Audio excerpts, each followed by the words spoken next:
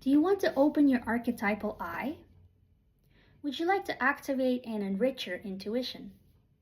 Maybe you've already done these things and are simply looking for a friendly place in which to practice these creative abilities. If any of these calls appeal to you, then the outline for the course I'm about to present is for you. I would like to design and distribute a summer course on the archetypal eye. This course will not only offer theoretical understandings of archetypes, but as well present practical embodied skills for activating the archetypal perception. Having grounded themselves in this perception, students will then be able to apply these skills creatively to endeavors such as art and research. To begin with, we will be immersed in excerpts from readings of notable thinkers throughout history. We will study mystics and clairvoyants, alchemists and depth psychologists, semioticians and parapsychologists. We will ground ourselves, of course, in Carl Jung's archetypal theory and learn the key concepts of archetype, collective unconscious, projection, and synchronicity. Other concepts and thinkers we will cover are James Hillman and his archetypal eye concept, Marie-Louise von Franz and her study of fairy tales, Joseph Campbell and his study of myths, Roberto Assagioli and his concept of psychosynthesis. Likewise, we will be immersed in the imaginal realm of Sufism as translated to us by Henry Corbin. Also the shamanic indigenous traditions and their ideas of dreamscape and dreamtime, as well as Stanislav Grof's transpersonal psychology and Dean Radon's parapsychological studies. These are just some of the few theoretical understandings that we will cover. Along with weekly readings, I would also like to encourage my students to complete written posts of about 1,000 words. Now, in the age of social media and online learning, succinct blurbs are a skill of their own. But to borrow from the book by Robert J. Grant, Are We Listening to Our Angels? Each angelic word is equivalent to 1,000 human words. So we will strive to embody this archetype and that level of deep thought. For the practical side of things, we will practice various embodied exercises in order to activate the archetypal eye. In week 1, we will harness the wonderful power of attention that is so necessary to be able to perceive archetypes. We will do this through learning how to meditate and specifically follow a visualization meditation. In week 2, we will continue practicing our attention skills by learning how to keep an archetypal diary and how to pay attention to seemingly insignificant daily details. What are the lyrics of a song you randomly happen to hear as you leave your house? What are some signs and symbols that arise through street signs, people's clothing, things you hear out on the street as people pass you by? Details like that are very important, and we will learn to keep track of them in the diary and create stories using them. In week 3, we will practice an intention setting exercise before sleep, and afterwards analyze the imagery of our dreams. In week 4, we will perform a telepathy exercise, paired off, and this is intended to activate one's ability to receive extrasensory archetypal information. Now for midterm, the students will have a chance to pick one person that they have studied in the course. Some of them have already been mentioned.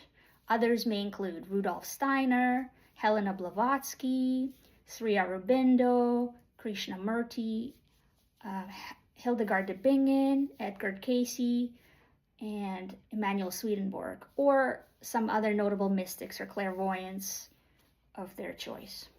Students will have a chance to delve more deeply into this person's life and work and present on them, answering the following questions. How exactly did this person experience the archetypal eye?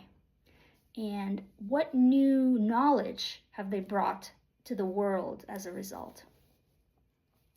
Now, continuing with the course and the practical exercises, in week 5, we will immerse ourselves in a setting in nature and continue practicing our attention skills in drawing out various details that come to attention. We will continue writing stories and weaving myths through this symbolism. Students will have to answer questions like, do you feel like nature has a mind of its own? Is it panpsychic, and is it communicating to you, and in what ways? In week 6, students will be asked to go on a physical journey, such as a walk, and continue noting events and details that pop up. Journeys are very conducive to stories, and the goal of this exercise is to weave a mini myth or an archetypal story.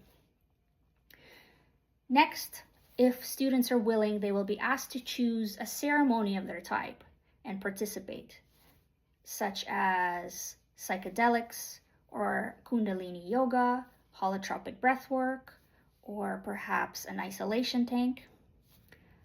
And they will be asked to report on the experiences and the learnings that have proceeded from this. Finally, in the final week, students will be asked to find a public event that has a lot of people, such as a musical gathering or a protest, or perhaps even just a busy city square. Collective power, by its nature, holds the key to the collective unconscious, and hence, archetypal experiences are often conducive to collective environments. So this will be another great exercise in bringing out the stories and the symbols that arise from such experiences. In the final exercise, for the final presentation, students will be asked to analyze their own experiences and their own abilities that they have gathered from this course. How does the archetypal eye show up for them? To aid this, I will present a little bit of my own research with archetypes and show them that it is possible to use the archetypal eye to conduct research on the nature of consciousness and such. Students will then be asked to present and create some form of their own work, whether it's art or research or any other endeavor, using their own skills in the archetypal eye. Now, the practical exercises for this course, I'm using as they developed for me. These were the same set of steps which have developed my own archetypal eye. So I am inspired to share this knowledge with the world and inspire other people to activate theirs, because I believe intuition is a very important concept and practical skill that helps us find our purpose and align to the highest good and help the earth to better itself. I would also like to create this course to gain more teaching experience. I already have a few years under my belt teaching children, grade 1 and 2, math, English, geography, science, as well as ESL to various ages. And at my current work for Toronto Transit Company, I am transitioning to becoming a trainer as well, teaching people driving skills, bus mechanics, and policy for the company in order to gain more skills for teaching. My ultimate dream is to become a professor and follow my passions in teaching this novel research to the world. I am hoping that this course will help me gain experience and motivation to succeed in following my dream. Thank you.